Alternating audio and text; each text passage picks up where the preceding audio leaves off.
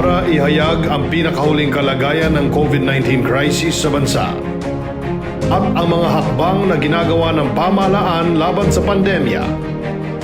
Mula sa Pangulo ng Republika ng Pilipinas, Mayor Rodrigo Duterte. Ito ang Talk to the People on COVID-19.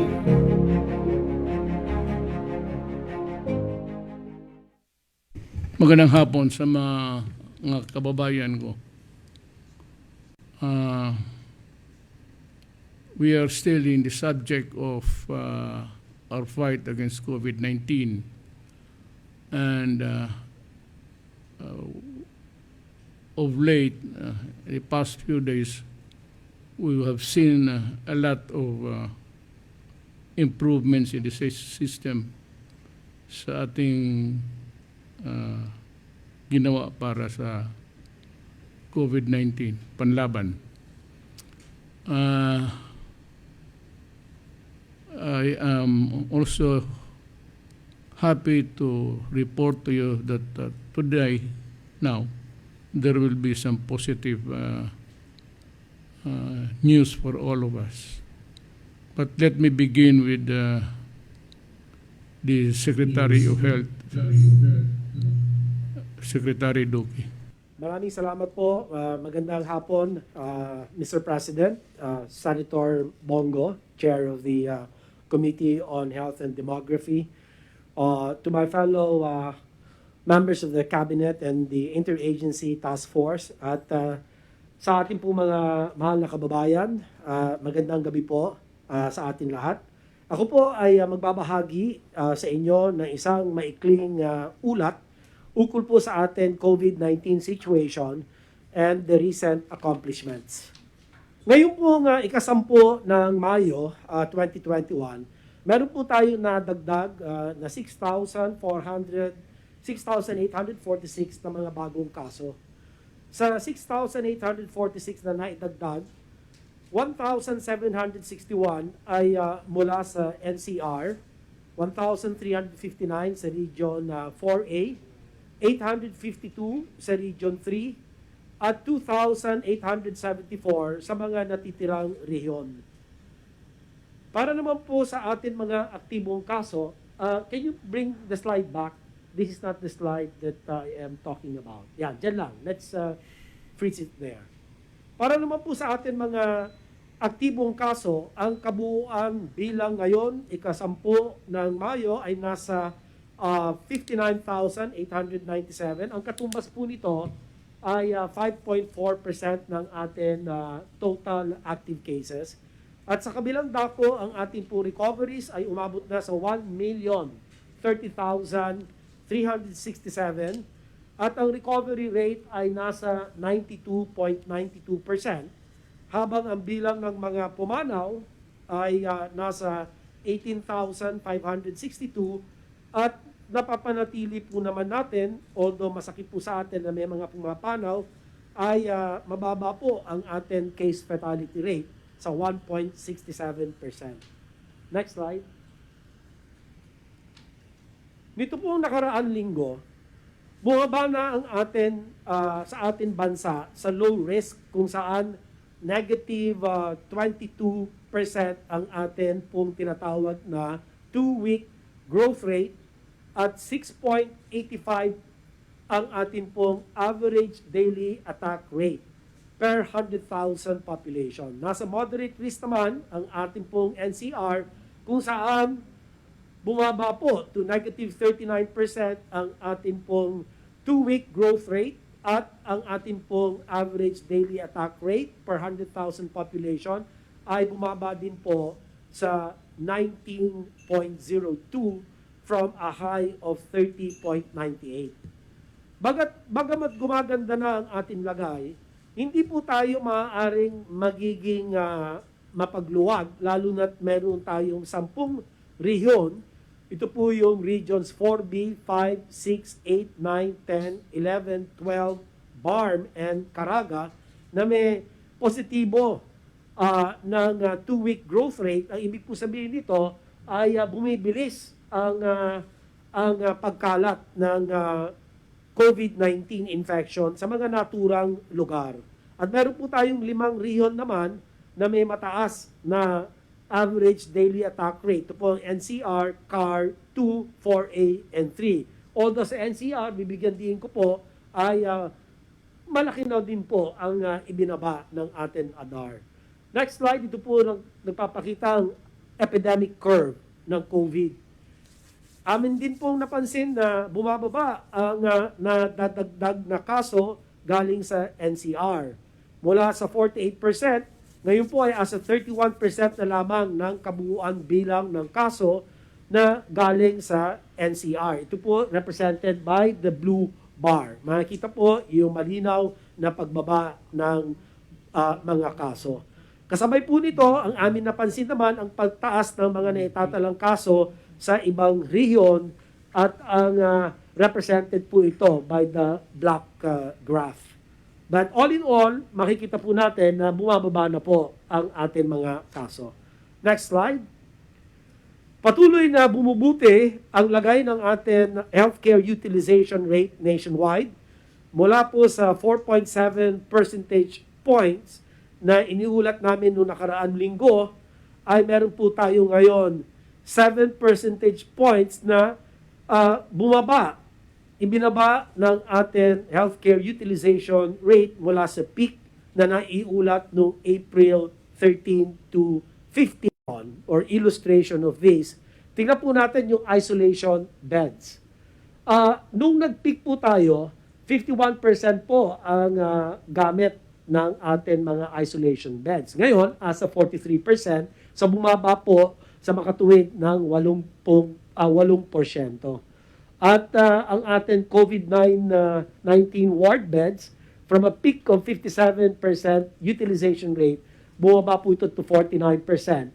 So, ganun din po, bumaba ng 8%. At tingnan ho natin, ang mahalaga rito yung ICU beds. No? From a 68% peak utilization rate, bumaba po tayo ng 61%. So, meron po tayong improvement ng 7% points. At ang mechanical ventilators naman po natin from 48% bumaba po to 40%. No? So, next slide please. Gayun din, bumaba ang ating healthcare utilization ng NCR mula sa 12% na ibinaba last week. Bumaba na sa 17% ang ating HCUR ng nasabing rehiyon kumpara sa peak day estimate. At sa kabila nito, nananatiling nasa critical at high risk ang ICU utilization rate ng ilang lokalidad sa NCR. Kaya naman po aming hinihikayat ang mga NCR hospitals sa tulong ng One COVID Referral Center na panatilihin ang kasalukuyang healthcare capacities, lalo na po ang ICU capacities upang manatili tayong handa sa mga surge na maaaring mangyari muli. So, yan po makikita natin ang improved utilization rate natin. Ito po ay malaki po ang ibinagsak, lalo na yung ICU beds, no?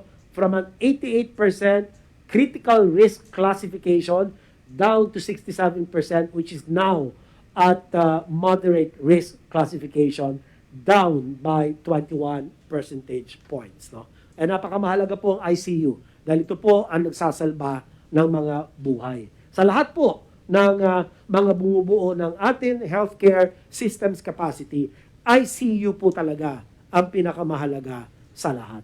Next slide. Para naman po sa ating death curve, ay makikita na po natin, bumababa na ang ating pong naitala nitong nakaraang linggo na halos kapantay ng naitala natin noong Agosto 2020 at 77 deaths per day. Gayunpaman, kinakailangan itong we have to interpret this with caution dahil meron po tayong hindi na italang mga namatay na sa ngayon sumasailalim pa sa validation. Next slide please. Ito naman po, although si Secretary Galvez ang magbibigay po ng updates, meron lang po akong mga highlights. Ito pong nakaraan, ikapito ng Mayo, nakiisa tayo sa ating pag-obserba ng Healthcare Workers Day. Bukod sa mga mensahe ng suporta, patuloy din natin tinutulungan at tinutugunan ang mga concern ng atin na nakalap sa ating pakikipagpulong sa mga health worker associations upang malaman at agad na matugunan ang kanila pong mga pangangailangan at mga hinaing. Hindi po lingid sa atin ang kalakhan ng serbisyo at patuloy na sakripisyo, kaya naman patuloy natin silang sinusuportahan.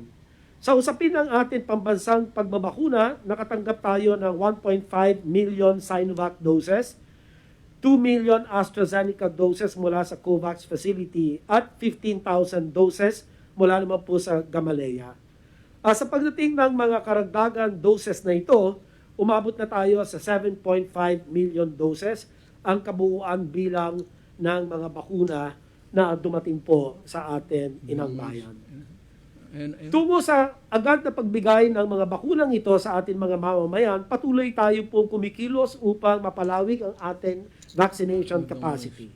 Kasama rito ang operasyon ng Galleon Giga Vaccination Center sa loob ng SM Mall of Asia Complex, kung saan nakapagbakuna tayo ng 500 senior citizens sa araw ng pagbubukas nito.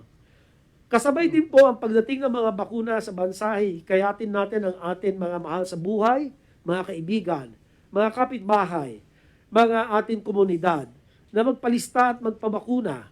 Mas tiyak ang ating pong kaligtasan kung lahat tayo ay mababakunahan.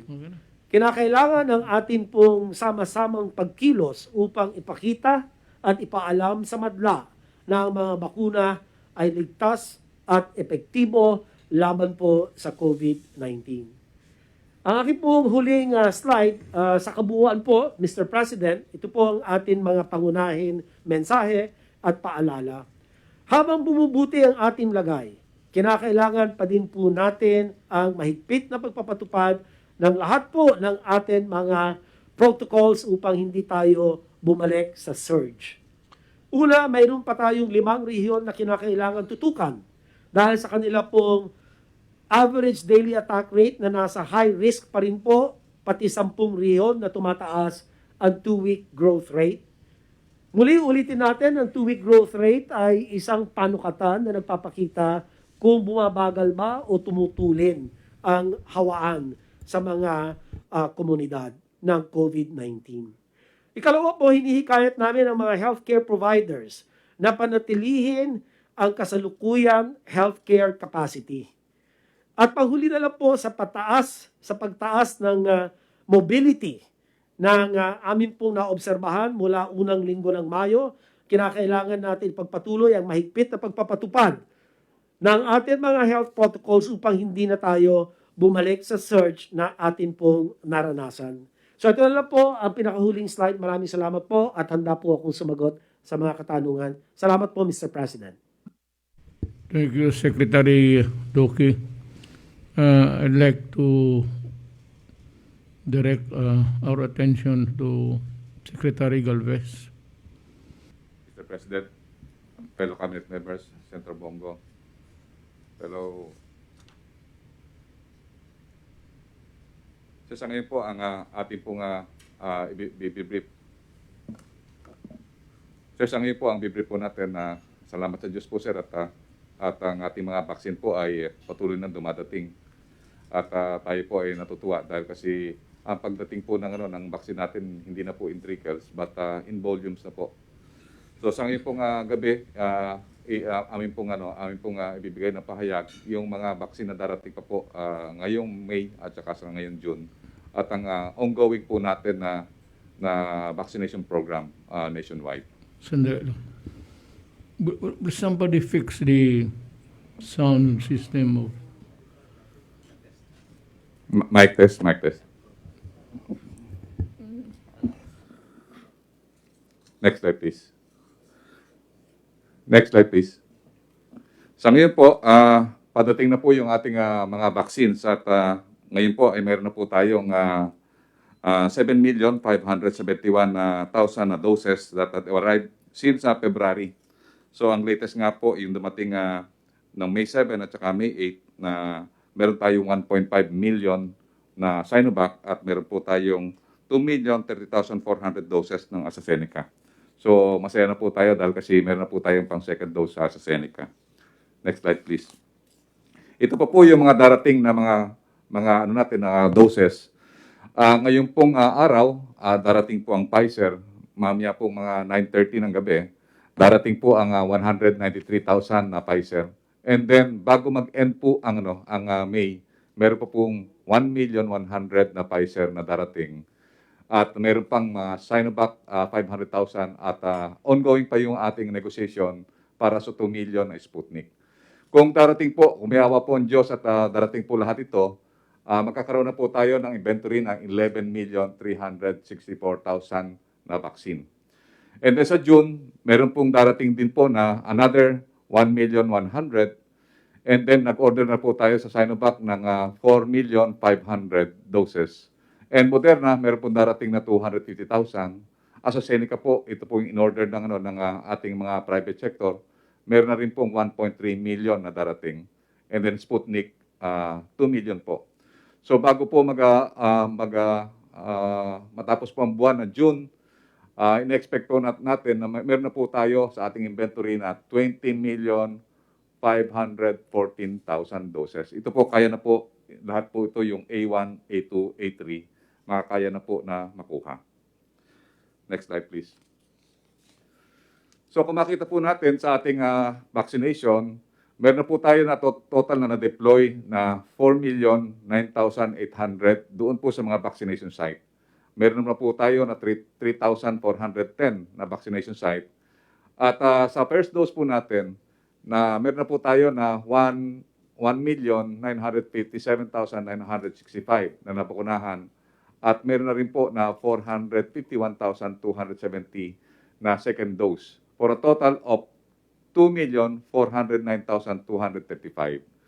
Sa ating mga healthcare workers, meron na po tayo nabakunahan na 1,181,834.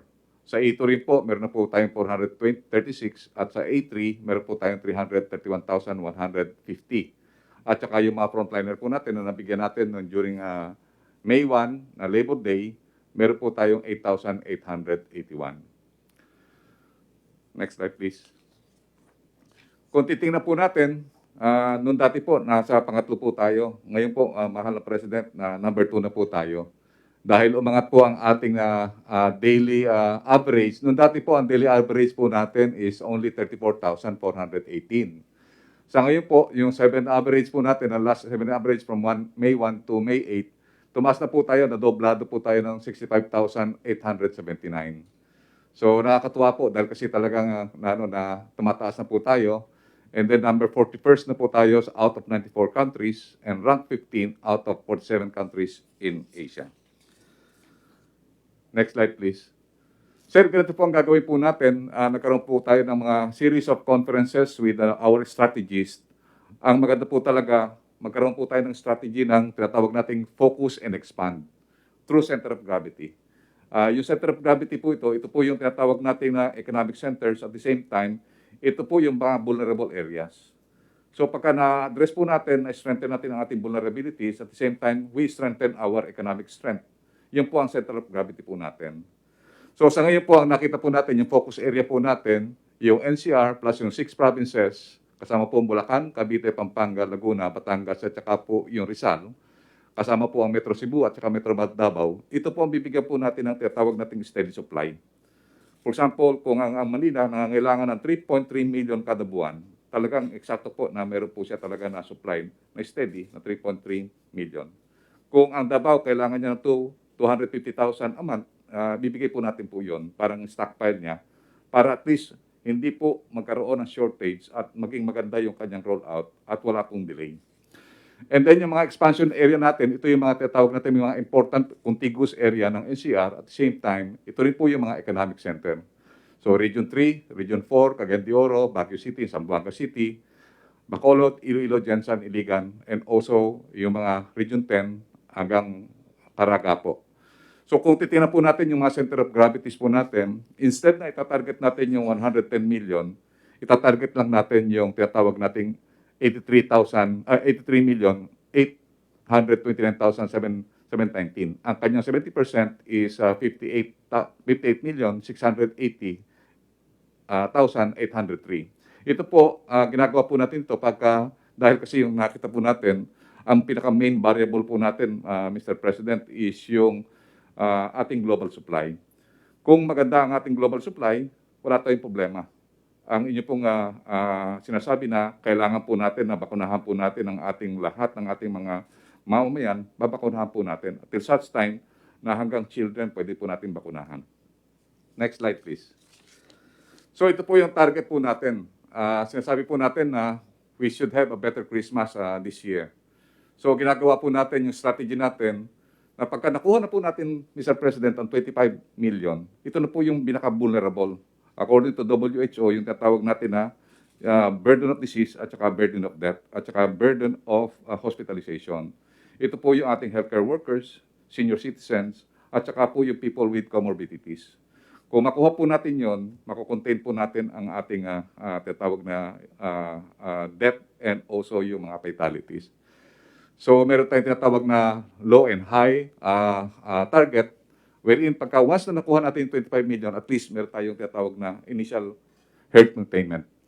And then yung herd immunity from 58 million to 70 million. Ito yung tinatawag nating prevent and contain. And then once na we have already had the science that we can give the vaccine even to the children, we will target the 110 million population. Next slide, please. Sir, kagabi nga po, sir, yung lahat ng mga expert ng supply chain ng private sector, kausap po namin. Ito po yung mga magagaling na supply chain ng McDonald's, ng Jollibee, at saka po ng mga tatawag natin na mga health providers. Malaki po ang ating malaki po ang ating challenge dahil yung ating mga tinatawag na national supply chain management, may dalawa po tayo. Meron po tayong yung PharmaServe and also yung SWILIG. And then bababa po yan sa regional warehouse, and then sa LGU warehouse, and then sa vaccination site. May mga ginagawa po kami, sinisimplify po namin na from the pharma, pwede po kagad doon sa vaccination site. Kasi po nakita po natin na yung ibang mga vaccine ay napaka-critical po na magkaroon pa ng mga tinatawag nating double handling. At pagka lumabas po yan sa warehouse, kailangan maiturok na po natin. So pinag-aralan po namin po yun, tinitingnan po namin yung mga delays, paano natin mapa-fast track yung vaccination, paano natin ma-eliminate yung tinatawag na mga challenges for possible wastage. Pinag-aralan po ng mabuti ng mga supply chain managers. And natutuwa po kami dahil kasi ang private sector po talagang gusto nila tumulong sa atin. And then also they can provide more than 23 million na vaccine output through their private hospitals at saka yung natawag na healthcare provider. So meaning yung binili po nila na more or less 23 million, sila rin po ang magpapabakuna with the guidance and supervision of the LGU and the DOH regional directors. Next slide, please. Kung titingnan po natin, ito hindi masyadong nakikita po sir, pero at least nakita po natin yung ginagawa natin na talagang yung supply and demand vaccine rollout planning. So ito po, napaka-critical po ito dahil kasi talagang yung at the level of the national, talagang yung planning dapat synchronize until to the site preparation. At meron tayong tinatawag na pull and push the variables na kailangan po makita natin po sa mga assumptions. So ang pinaka-main objective natin talaga sir is ma-optimize natin yung time at saka ma-minimize natin yung wastage. Meaning, the main purpose of this supply and demand vaccine rollout is that to finish the vaccination at the earliest possible time and maximize the resources that we had without any wastage. Next slide, please. Sir, with the output ng ating mga deliveries, we are very confident na by June or July, we can have a target output na at least meron tayong 25 million na vaccine. And with that, pagkawas na nakuha natin po yan, magiging liberal na po yung ating vaccination. Meaning, we can already have the vaccination of the general public. Meaning, immaterial na po yung tinatawag natin na mga priorities. Dahil meron na po tayong mga eksaktong mga bakuna. Sa ngayon po, sa ating inventory, meron po tayong more or less 5 million naka-slack na nakita natin naka-dedicate yung 2 million for the second dose while we have still a slack of more or less 3 million.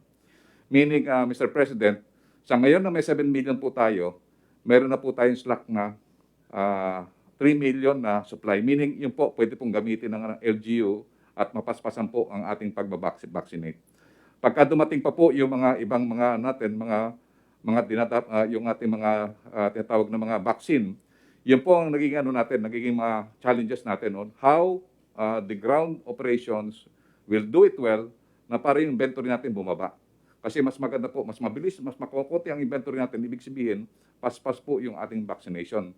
And pagka maganda po ang vaccination natin and it is being done efficiently, baka po yung herd immunity ay makukuha natin ng mas maaga.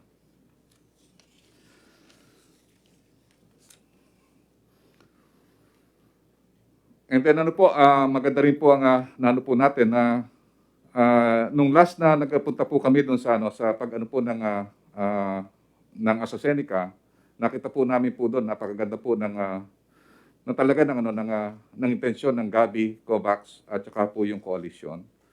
Nakikita po natin, Mr. President, na we really have to support yung COVAX facility. And we are very happy that we have supported it through our DFA, and we also ordered an additional 10 million for the COVAX. We have seen that if all countries will join together for this pandemic, we can win this fight. At nakita po natin na if all the Filipinos will work together also, together with the private sector, with the LGU and the national government, we can win this fight definitely, sir. So yun lang po, mahal na President, at ang sinasabi nga po natin na talagang yung equitable access at saka po yung tinatawag nating walang iwanan at walang maiiwan, dapat po yun po din talagang gagawin po natin.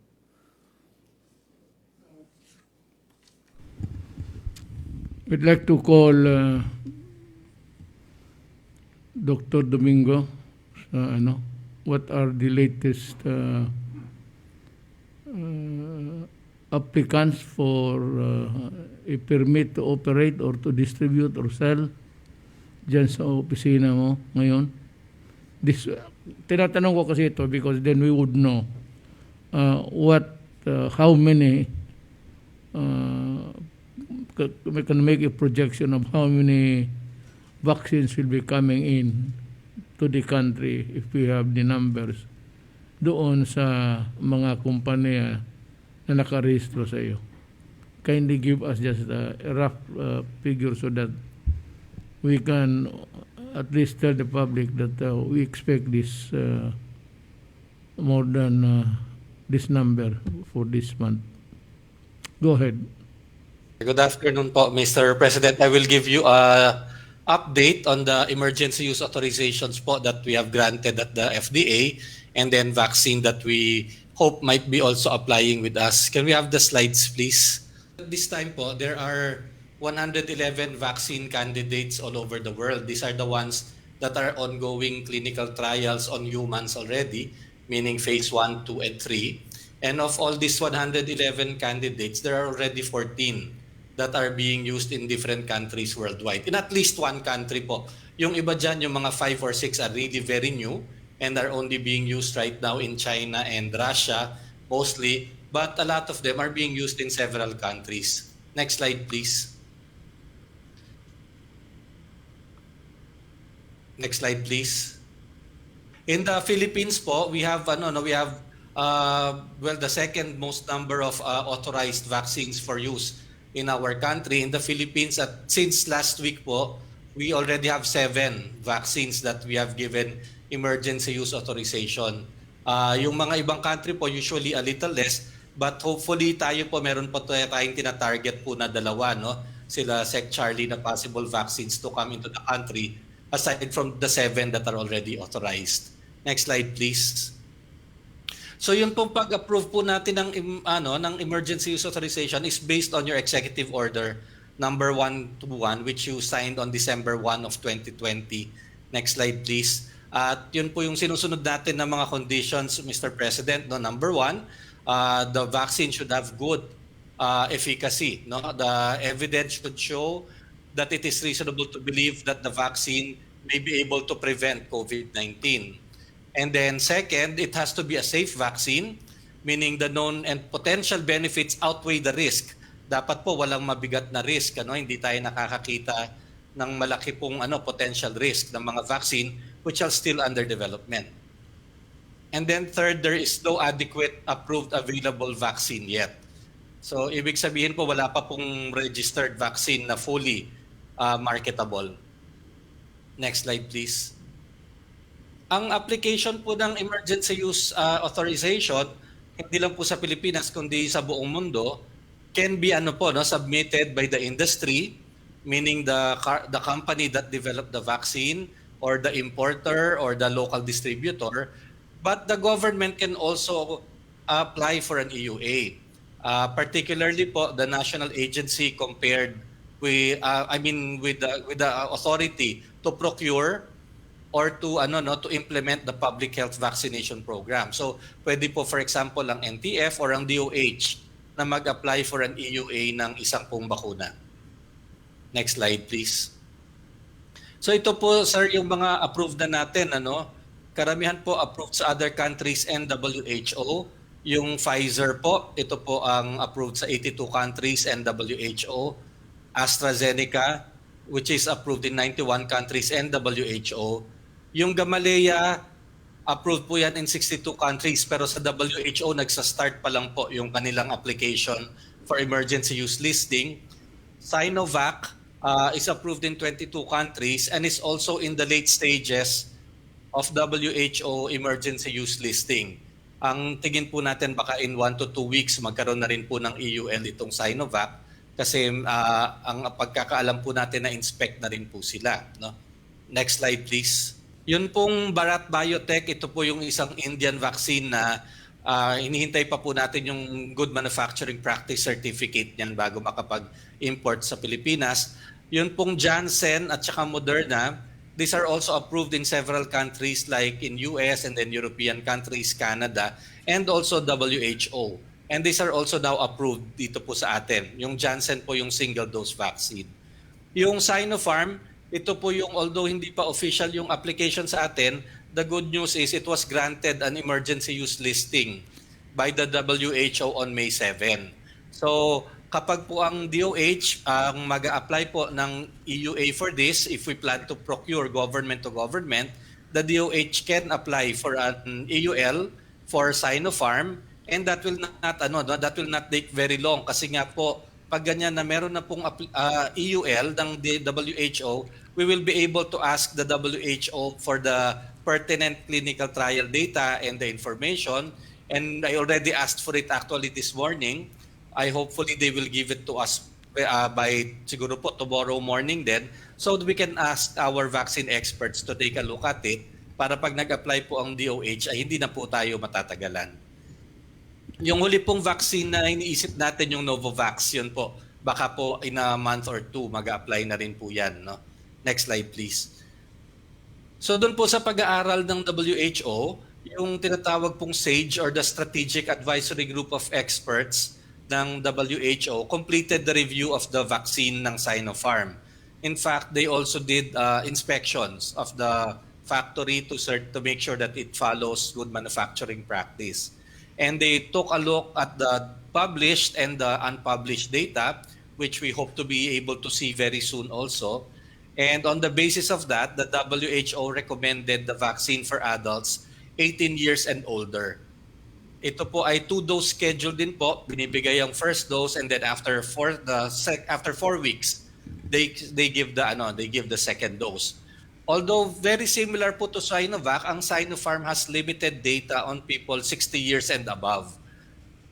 However, the WHO decided not to put a cap on the age. So basta 18 and above, in-approve po ito ng WHO, believing na meron namang kaunting data showing it's useful in older people and that physiologically speaking, older people should also mount a similar kind of immune reaction. And of course, if you use it in the country, the WHO just suggests that we follow up the people who are vaccinated to look at the efficacy data in the real world.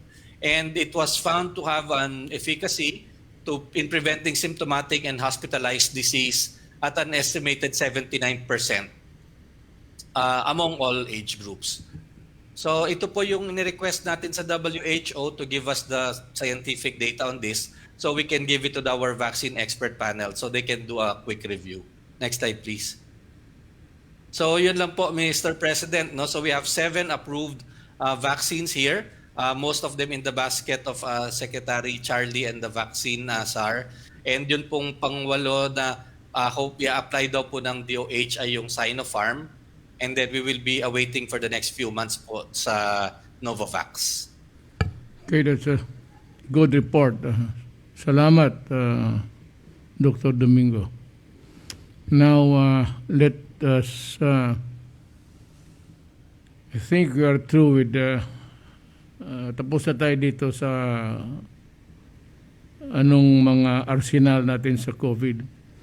But let us hear the Department of Interior and Local Government in the matter of enforcing policies that would help meet the challenge of COVID, especially yung protocol sa paghawaan and of course some allied activities that are not good.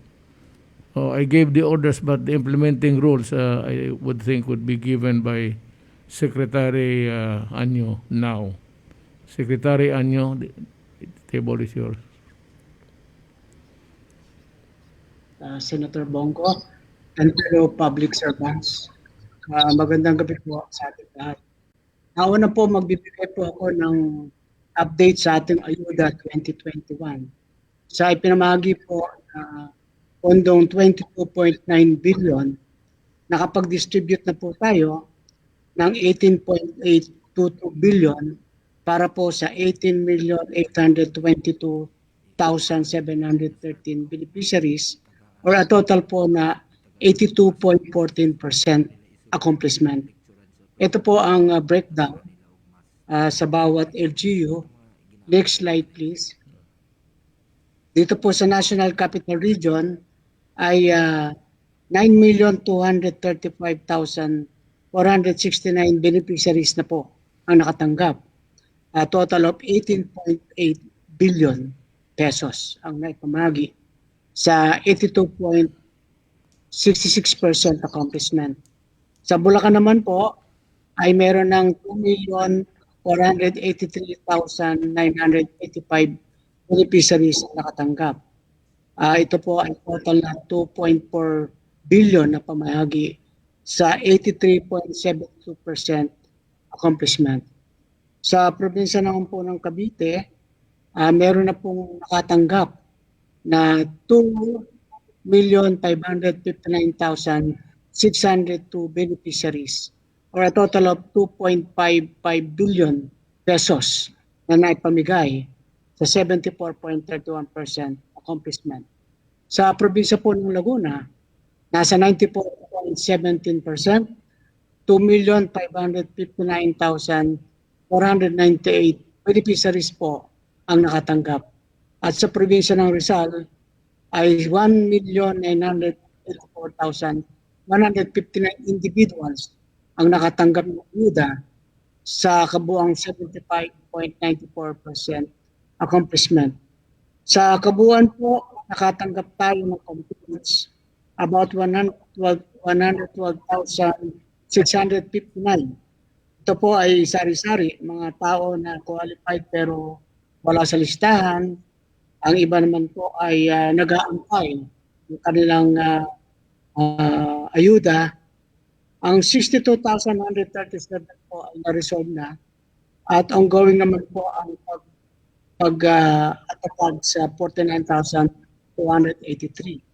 Meron pa naman po tayong 5 araw para maipamigay ang natitirang ayuda sa ating mga kababayan. Next slide please.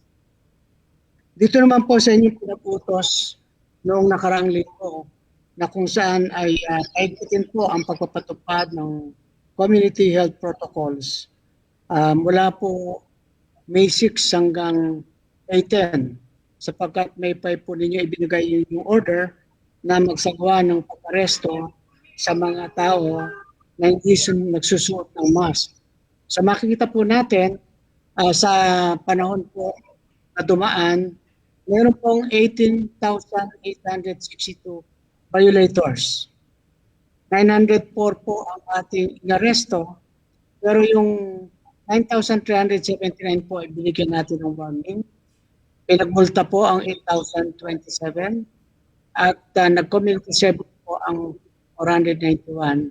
Ang 61 po naman ay na-inquest na. Patuloy po natin ipatutupad ang inyong pag-uutos na mag-aresto po kaya hindi po sumunod sa pagsusuot ng face mask. Sa mass gathering naman po, pinatutupad po natin din ang inyong pinag-uutos sa pamamagitan ng Memo Circular 2021-050 na inilabas po ng DILG. Mayroon po tayong 280 violators at kahapon po at kanina, ang pinaka-controversial na issue po ay ang gubat sa syudad resort incident na kung saan po ay more or less 300 ay pumunta sa resort na dapat ay sarado at nagkaroon po ng mass gathering. So ang ating pong PNP at ang LGU ng Caloocan City ay nagsasagawa na po ng pag-file ng mga kaso sa mga violators kasama po yung owner ng syudad, ng gubat sa syudad resort at ang pag-summon at pag-aresto po sa barangay captain ng barangay 171 Caloocan City sapagkat hindi niya naipatupad ang community health protocol, lalong-lalo na ang mass gathering na supposedly bilang isang barangay official, alam po niya dapat ang nangyayari sa kanyang nasasakupan. Sa physical distancing naman po, meron tayong 5,470 violators at ito po ay binigyan po natin ng warning, ang iba po ay binigyan ng pagmumulta, community service po ang 205 at na-inquest na po ang 186. Tuloy-tuloy po namin patutupad ang inyong instruction sapagkat ito po yung pinagmumula ng sinasabi nating outbreak kapag po sumaway sa public health standard protocol, lalong-lalo na kapag hindi nagsusuot ng face mask. Nag-usap na po kami ng DOJ Undersecretary Leonard Ibarra at gumagawa po kami ng guidelines para pagtibayin lalo kung paano ipatutupad ang pagpapatupad ng pubisa sa mass gathering kasama na po ang hindi pagsusuot ng face mask. Susunod na slide please. Dito naman po sa ating kampanya laban po sa illegal drugs. Mula po sa panahon ng 01 up to 09 May o 10 araw po ang nakaraan ay nagkaroon po ng operation ang Philippine National Police at iba pang mga ahensya kasama ang PIDEA ng 1,121 operations. Nakapag-aresto po tayo ng 1,543 drug addicts, drug users, and drug peddlers. 11 po ang namatay during the operations at meron pong 38 na nag-surrender. Sa kabuuan, 29.98 kilos sa shabu ang tinasamsam, 516.9 kilos sa marijuana. Meron pong street value na tinatayang 265,904,094 pesos po ang ating nakumpiska. So yan lamang po muna ang aking may report, Mr. President. Salamat po. Thank you, Secretary Anyo. Let me explain the finer points of law involved in this process of arresting people who are violating the protocols. Alam ho ninyo, ang persons of authority is the president, the barangay captains, and the mayors. Hindi nga ang governor eh. Totoo lang. It's only, I think the president, of course, tapos ang barangay officials, the municipal officials, the mayor, the barangay captain, and the teachers, lahat sila, all are persons in authority. Kaya ho binigay ang supervision sa pulis because ang pulis dyan sa munisipyo is the person in authority. Ang mga pulis are agents of a person in authority. Lahat. Baski si PNP chief is only an agent of a person in authority. He is not a person in authority. So, ganun ho ang takbo. Kaya ang barangay captain, you are called upon and will be held liable for the failure of implementing the law in your territory. Yan ho kasi magsabi, bakit bigay sa amin yan? Anak ng, hindi ninyo alam, yan. That is the reason why you have to enforce the law. Yung barangay captain sa iyong lugar mo, you are the person in authority. Kaya nga makipag-away sa inyo, kung in addition sa nasugatan kayo, it could be a direct assault. May isang kaso pa nakapatong na paglaban mo sa otoridad ng gobyerno. That's the reason why. Ngayon, I am satisfied with the implementation of the law. Ako kasi ang itaas. So ako ang magsabi. But, the guidance and everything, direction, should be followed by the persons in authority. Tayo. Tapos, down sa inyo.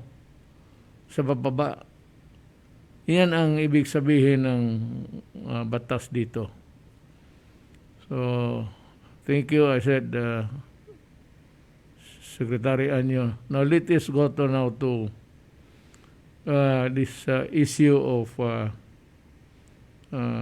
papalakihin na natin yung ulo ng mga kalaban. But then, we have to somehow, whether we like it or not, we have to explain to the people why ganito ang sinasabi nila at bakit mali.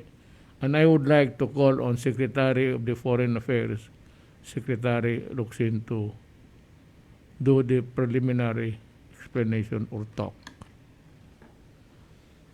Mr. President, colleagues, the issue here, you can keep talking about the arbitral award. And we all know how brilliantly that arbitral award was won when our German lawyer took away all aspects of sovereignty in the issue. Hindi yung they will decide, the arbitration will decide who is the sovereign over this or that area. Right, Harry? Okay. What the German did is he said, let's just ask them to rule what happens with these features. They show themselves at high, they're still apparent, you can see them at high tide, or you see them only at low tide. And what does it generate? What kind of territorial, what kind of sea it generates? That's it. Now, the question really is, who lost possession of that reef, Scarborough? I was a little hard I have been very hard on the Americans, blaming them, because when there was a confrontation between a Philippine ship, Del, please correct me, at any point, and a Chinese ship, and now it's become 30 ships, according to the Rosario, so I'm not sure how many ships there are, no? But when they confronted themselves, the interference, the participation of the United States was to try to stop people from attacking each other. Well, they think it's their job. So they said, stand down. So they stood down. And then the United States told both sides, not taking sides, said, withdraw. Now, if you believe, your government at that time believes that that is yours, why will you withdraw? These are only good officers of the United States. It is a suggestion. I think you should both withdraw. So what you should have done, I don't want to say that like I know better after the fact, but the truth is, if I have UNCLOS on my side saying we are within the exclusive economic zone, and the Chinese ship is not. From my point of view, then I'll say, I'll just look at the other side and say, go. When you go, I'll go. But you go first. Instead, our side withdrew. So what happens to our claim that this is ours? Just give it up. Now, later on, they went to court. And then they decided one thing. Harry, tell me if I'm wrong, that the historical claims of China must yield to UNCLOS because it's the latest law on it. Never mind your history, whatever you think. History does not confer rights. Tradition does not confer rights once a law comes into play. So, that's all. I mean, why did we yield possession? And that's, I think, the first thing you must ask. Who gave the order to withdraw that ship? Because it is from there that we start having the problems that are actually a separate issue from the arbitral award. We won it. Well, actually, from the time when we won that, I immediately announced to the United Nations, again, please correct me. I said, this is not just us. By the way, the rest of the world didn't care. This is not just us. This is applicable to Norway. This is applicable to any other country because it was not a determination of Philippine or Chinese sovereignty. It was a description of features in the maritime areas. That was it. Now, who moved aside from that issue and then who yielded possession in the first place? I think you decide. I won't say. I'll just decide who withdrew. Again, the Americans could not force us. They couldn't force the Chinese. They did not want to force anybody. They just said, this is my suggestion so you guys don't kill each other. Stand down, withdraw. We were the first to withdraw. But yet, under UNCLOS, which is already old, we had first right to be there. But we pulled out. Now, who needs to explain then? I think before you start any debate about the merits of the obligations generated by the arbitral award, you must first settle the issue. Who in a game of chicken stopped this car on the edge of the abyss first? That's all, Mr. President. Actually, sir, thank you. That was what was in my mind when I challenged Carpio to a debate. Well, ang problema lang kasi dito is nakalimutan ko na si Carpio ang hindi ang presidente, ako. So, policy statement kung anong itanong niya, masasabi ko, and I might bind future actions of government pagdating dito sa West Philippine Sea. Pero doon ako sa kahon. It's not because I'm afraid of debates. Ilang debate na dinaanan ko nung eleksyon. Araw-araw halos. Ganito yan. Hindi ako lalabas, just like the position of the Secretary of Foreign Affairs. I would insist on the one issue before we go to the other side issues. Sino ang nagbigay ng possession sa China sa West Philippine Sea? Sila. Kaya kung hindi sila umalis, di walang problema. Tayo ang umalis because yung sabi ni Secretary Locsin about the good offices, ang ibig sabihin ng magandang loob lang, offer to mediate na para hindi magkaupakan. That was the America was there for. But ang aking ngayon is my sentiment is bakit hindi nila in-enforce? He could have said, look, you allowed us to mediate. Then the result of that mediation must be followed. Ipapasubo mo ako eh. But America did nothing. Apparently, I don't know. Maybe afraid of China would turn its direction towards them. So, para tayo umalis talaga. at hindi na tayo nakabalik. Ang ginasabi ko na sa kanilang na possession, it's not really about ownership. It's not about sovereignty. Kung sino andyan nakahawak, ano has been building ngayon sa newspaper, they are building a military garrison. Nasabihin nila na hindi sa no possession. How stupid can you get? Hindi sa possession, pero ginagawa niya yung propiedad parang kanya. As simple as that. Ang debate ko sa iyo dito lang sa dalawa. Hindi ako takot sa iyo. Ang problema, hindi ko nga alam na hindi ka presidente. That's about it. Secretary Lucrin. There was one thing, and again, please inform me, Secretary Del. I've always said that even before when this was happening, I was a publisher. When this was happening, two things you must understand. You know that the media and nobody paid attention to this issue. I give credit to Noynoy. They were the first ones to do it. Every president, it was only the armed forces of the Philippines after independence. For some reason, nobody understands, including the great writer Hayton, started picking up features before UNCLOS. I think the armed forces had foresight. But whatever it was, they were all alone, so they did it. But the question is this.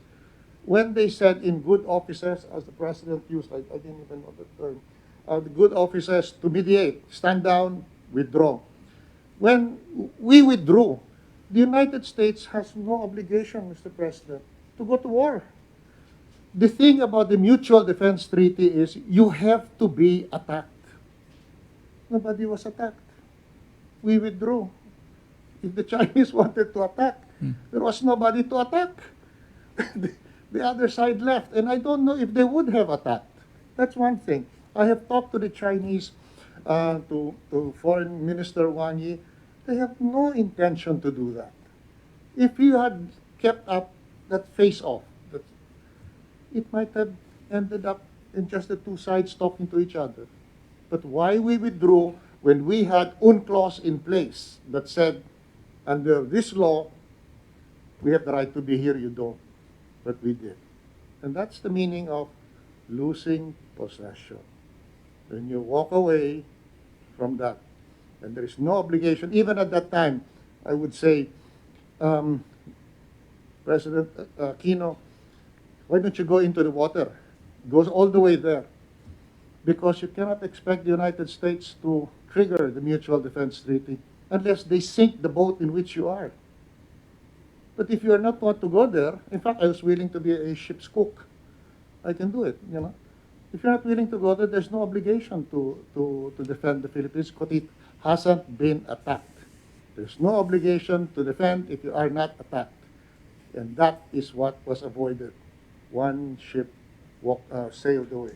Mr. President. I would like to hear the opinion of illegal luminary, si Secretary Panelo.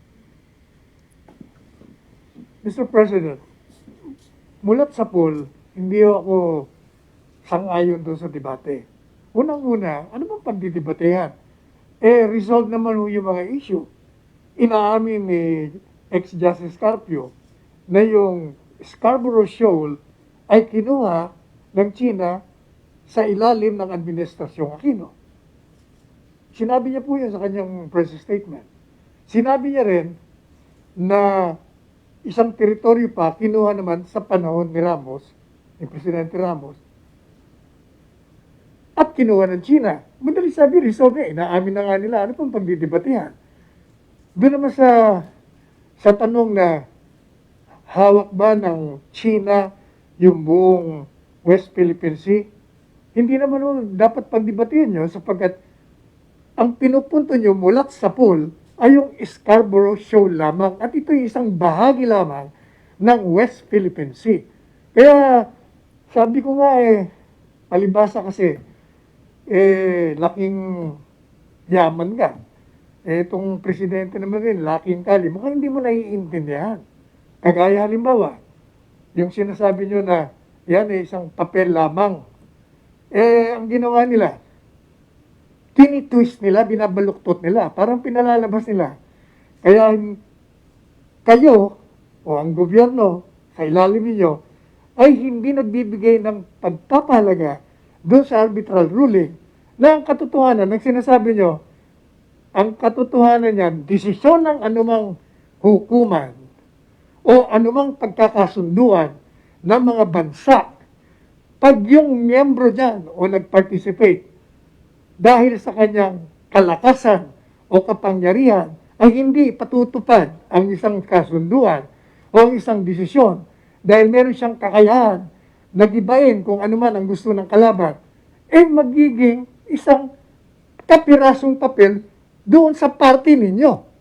Hindi sa, o rather sa party nila. Ibig sabihin, walang saysay sa amin yan.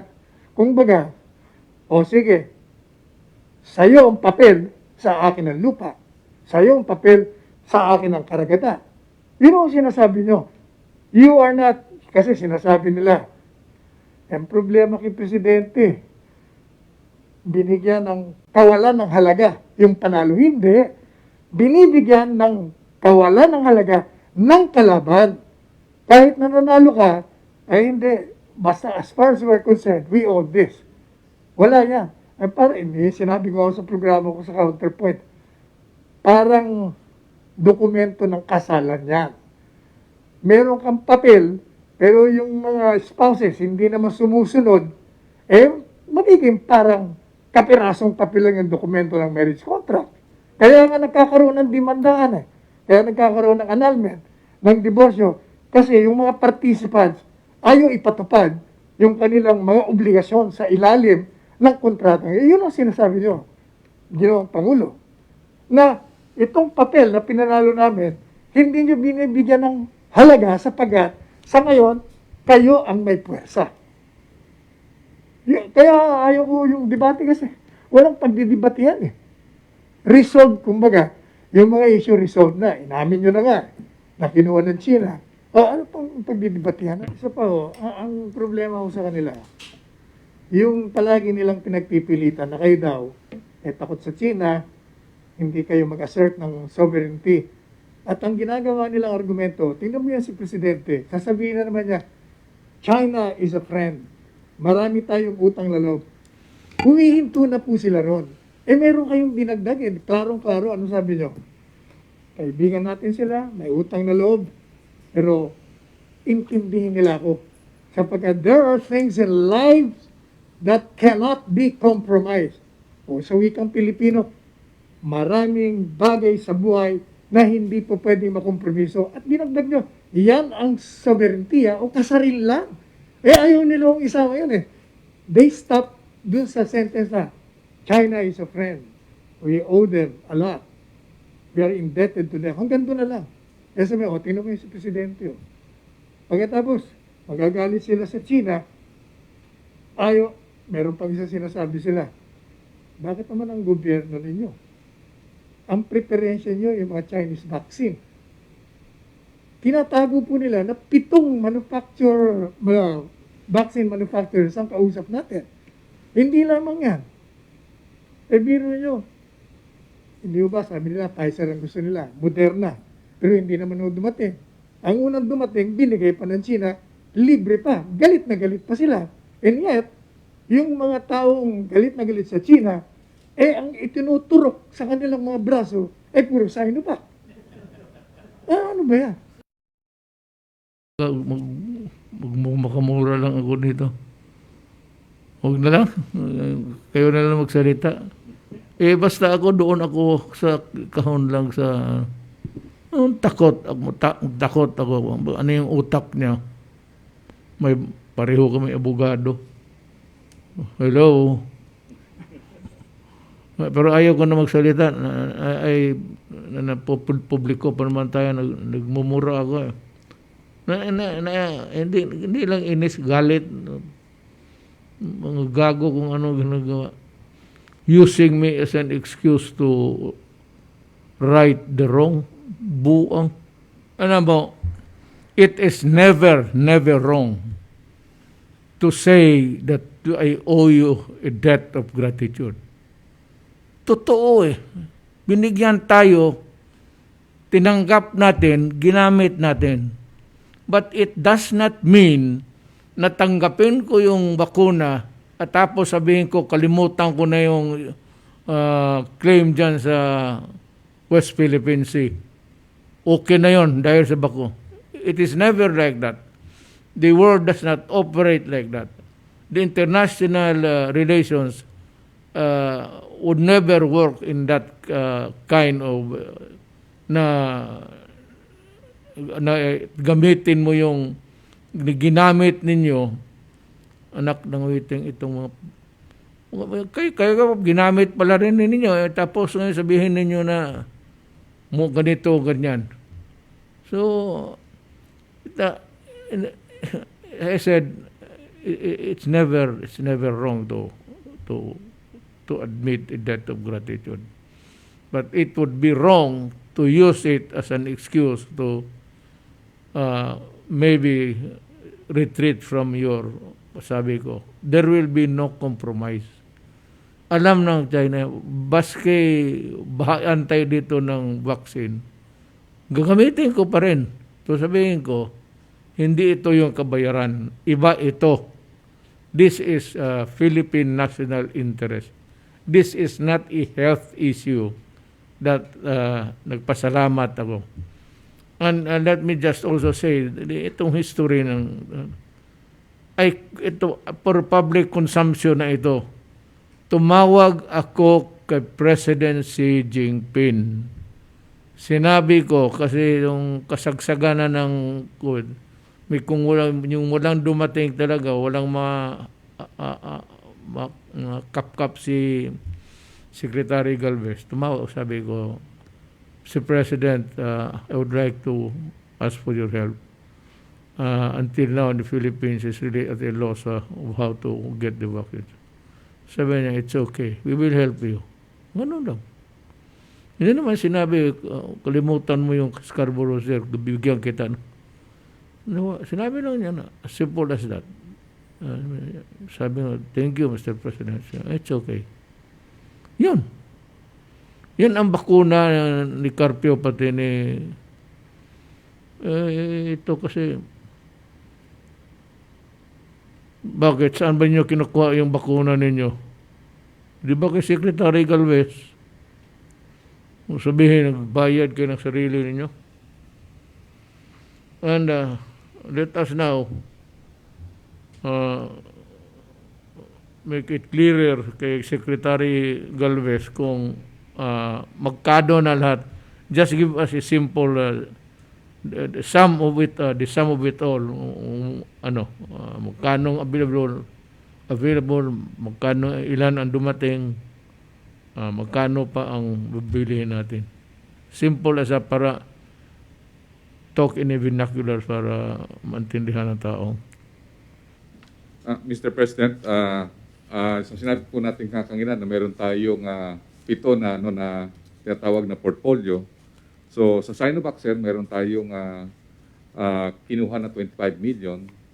At tayo po ay nakabili na po ng umigit kumulang na 4 million na po ang nabili natin. At yung 4.5 million ay bibilin pa po natin this coming June. So sa Sinovac, Gamaleya, Sputnik, meron po tayong kontrata na dalawang in-split po natin kontrata dahil kasi po yung isa po gagamitin po natin na DOH yung fund. Yung another 10 is gagamitin po natin yung ADB fund pagka po nagkaroon siya ng EUA sa stringent regulatory. So, yung AstraZeneca, sir, meron nabili po ang private sector at saka LGU na 17 million. At darating na po rin po yun na mahal na President yung 1.3 million. Darating na rin po sa this coming June. Then Moderna, marami po nga nagsasabi na yung sinabi nga po na sa isang ni Tulfo na parang kinuha natin yung 13 million sa private sector. Nilino po natin, sumulat po kami kay Mr. Dante Ang na yung Moderna po 13 million ang nabili natin. At yung 7 million, yun po ang nabili po ng ICTSI at ang mga tinatawag nating Ayala Group at saka yung consolidation ng mga consortium na 7 million na doses ang nabili po na. So total po na 20 million na pinagtulungan po naming i-raise ng private sector at saka po ng government. Initially, ang ano po natin noon, ang hatian supposed to be is 8 million sa government at 12 million po sa private. Pero hindi po nakuha yung ng consortium yung 12 million. So kinuha po natin yung ano dahil sayang din po yung ano yung volume. Sinasabi nga po nila na kailangan natin that time yung volume. So nangyari nga po na nabayaran po natin through World Bank yung 13 million. Then sa COVAX meron po tayong darating na 44 million at nag-order pa po tayo ng additional 10. So more or less mga 54 million po ang dating po sa atin sa COVAX. At ongoing po ang negotiation natin sa Pfizer na 40 million at sa J&J na more or less 5 to 10 million. At sa Novavax po, meron po tayong 30 million. So all in all po, ang doses na nakalaan sa atin, medyo may pasobra tayo dahil kasi yung nga po ang tinitingnan po natin na ang ating vaccination might be happening in 2 or 3 years time. Para at least ang ano po natin, January, hindi na po tayo maghihintay, dire-diretso na po tayong mag-vaccine again ng second natin, at tawag natin ng second tranche ng ating vaccination. Kasi po, yun ang sinasabi po ng ating mga mahal na mga expert na this COVID might be a long haul na 3 taon tayong magpapabakuna. So sa lahat po, maabot po ng 193 million doses. At ang nabayaran na po natin through DOH Fund is yung in-order po natin sa China at saka po yung 15% na in-order natin na 10 million sa Gamaleya Sputnik. And then yung Moderna, dahil darating na po siya, meron na po tayong advance through World Bank. Yung iba po na hindi pa po dumadating, hindi pa po namin babayaran dahil kasi po ang ano po natin is 15% babayaran po natin and then later on pagka once na papadating na po, babayaran na po natin yung 85%. Yun po ang ano po natin, mahal na President. Okay, now let us end this with an explanation itong jet ski brouhaha. Alam mo, panahon ng kampanya yon. Hindi siguro sanay itong mga gago na style ko sa kampanya. Pati yung bunganga ko ngayon. Nagyabang ako na pupunta ako sa Sprat Day. Magdalaga ako ng flag, sakay ako ng jet ski. Nagplano ako niyan. Bumili ako ng jet ski, ang kaya ko second hand lang. So nag-order ako ng pizza, hanggang ngayon, hindi pa dumating since then. Walang dumating, wala akong magawa. Ngayon, Secretary Lorenzana, may I ask you, how far is this Pratley from the beach of Palawan? Tingin mo, ilang kilometers yan? Mr. President, yung ating isla doon, ang tawag natin ay Pag-asa, ay mula Palawan, siguro mga 150 kilometers. Nautical miles. Hindi na kilometers, nautical miles. No. So malayo po yun, Mr. President. So ganun, when I was plotting, nagpa-plot ako kung saan ako magdaan, nakita ako doon, ilan naman yung tangke ng jet ski.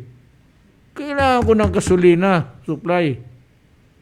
Pagtingin ko, puro dagat, wala man ako makitang gasoline station along the way. Sabi ko, mahirap ito. Dito tayo mamatay na walang kakwenta-kwenta. So, yan ang istorya. Ngayon, paano to? Paano? Panahon sa panahon sa kampanya yan.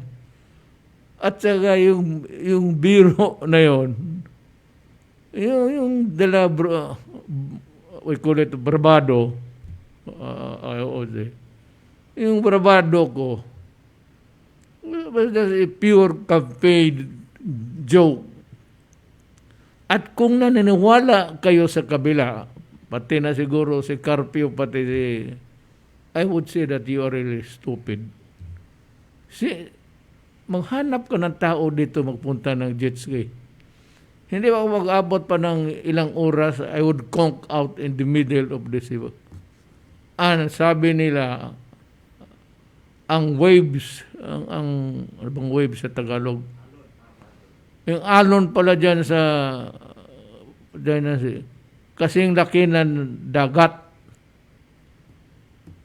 Sabi ko, mahirap ito.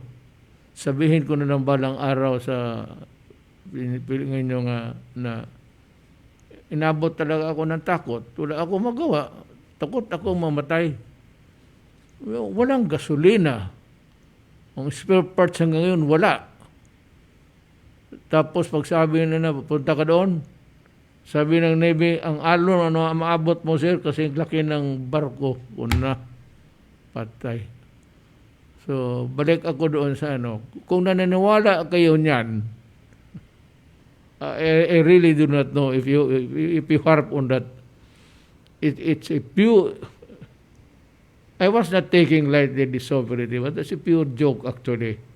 But just to emphasize na talaga hinaloan ko lang ng biro. Ngayon kung if you swallow it, my God, hindi na ako mag-comment na. Sinong gago? Alam ba ninyo hindi ako marunong maglangoy? Kung matumba yung yawa na pa, magkapakapa na ako.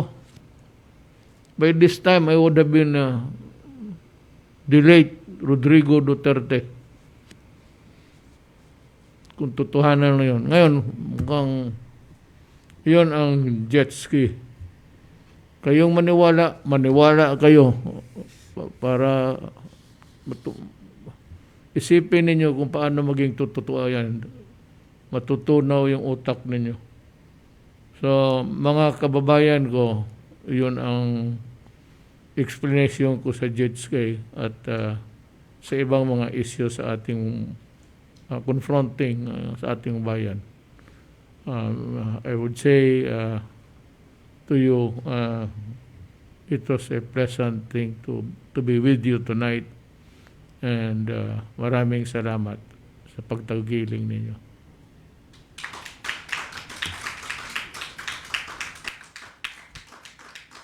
Maniwala sa jet ski boat.